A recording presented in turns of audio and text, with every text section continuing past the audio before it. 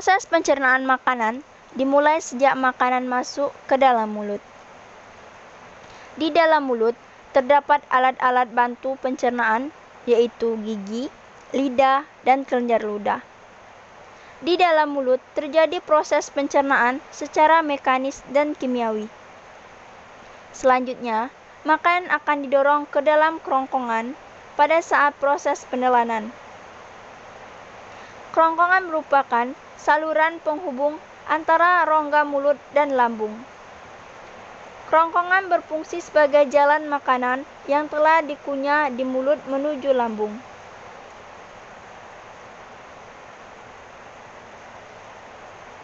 Lambung atau ventriculus merupakan kantung besar yang terletak di sebelah kiri rongga perut sebagai tempat terjadinya sejumlah proses pencernaan.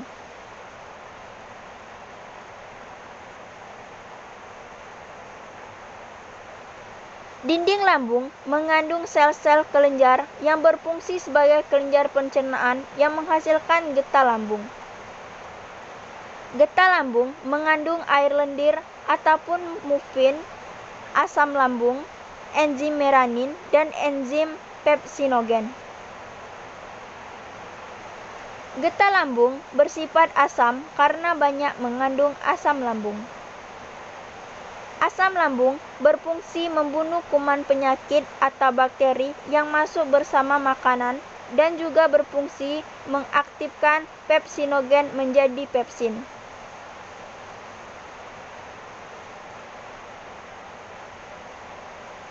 Selanjutnya, makanan sedikit demi sedikit keluar menuju usus 12 jari yang merupakan bagian dari usus halus. Pada usus 12 jari, muara saluran getah pankreas dan saluran empedu. Selanjutnya, empedu dialirkan menuju saluran empedu ke usus 12 jari. Getah pankreas mengandung enzim-enzim sebagai berikut. Protease yang mengubah protein menjadi asam amino. Amilase mengubah zat tepung atau amilum. Dan lipase mengubah lemak menjadi asam lemak. Jadi, pada usus halus, seluruh pencernaan karbohidrat, lemak, dan protein diselesaikan. Selanjutnya, proses penyerapan akan berlangsung di usus kosong dan sebagian besar di usus penyerap. Karbohidrat diserap dalam bentuk glukosa, lemak diserap dalam bentuk asam lemak dan gliserol, dan protein diserap dalam bentuk asam amino. Selanjutnya, makanan akan bergerak menuju usus penyerapan yang juga merupakan bagian dari usus halus. Pada dinding usus penyerap, terdapat jonjot-jonjot usus yang disebut pili.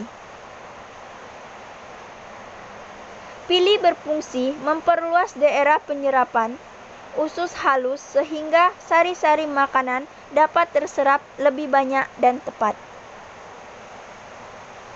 Dinding pili banyak mengandung kapiler darah dan kapiler limfe atau pembuluh getah bening usus.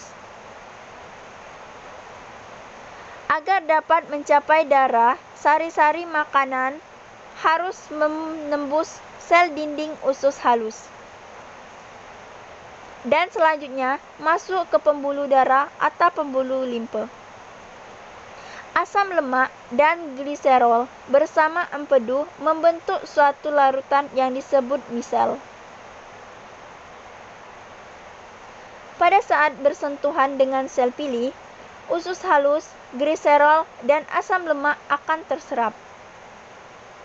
Umumnya, sari makanan akan diserap saat mencapai akhir usus halus. Sisa makanan yang tidak diserap secara berlahan-lahan bergerak menuju usus besar. Pada usus besar, yang disebut juga dengan kolon, akan terjadi proses pembusukan makanan.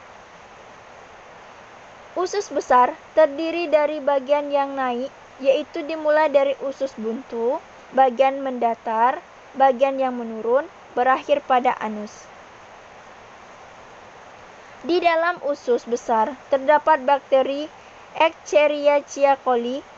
Bakteri ini membantu dalam proses pembusukan sisa makanan menjadi feses.